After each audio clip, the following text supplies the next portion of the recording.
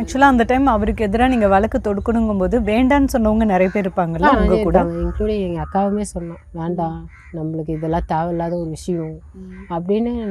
எங்கள் அக்காவே சொன்னாங்க. எங்கள் அக்கா சொன்னாங்க, ஃபேமிலியில் எல்லாருமே சொன்னாங்க.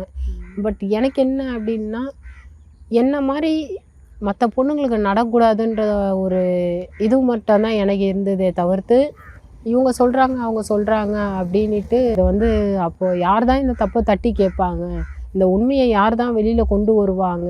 ஏன்னா இதுக்கப்புறமா நம்ம கெரியர் வந்து 0 ஆக்கிடுவானுங்க. எனக்கு நல்லா தெரியும், தெரியாமலாம் நான் வந்து கேஸ் கொடுக்கல.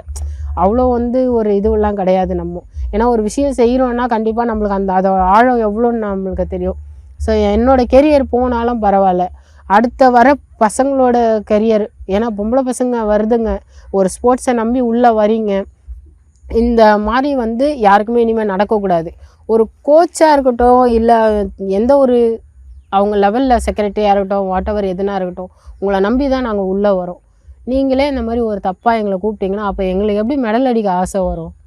எந்த ஒரு பொண்ணாக இருந்தாலுமே வந்து இந்த மாதிரி ஒரு விஷயம் பண்ணோன்னா அதுக்கு நிறைய இருக்குது. நாங்கள் ஸ்போர்ட்ஸில் வந்து தான் பண்ணணும்னு எல்லா ஃபீல்ட்லேயுமே இந்த இது இருக்குது மேம். பட் யாரும் வந்து வெளிப்படையாக சொல்லலை.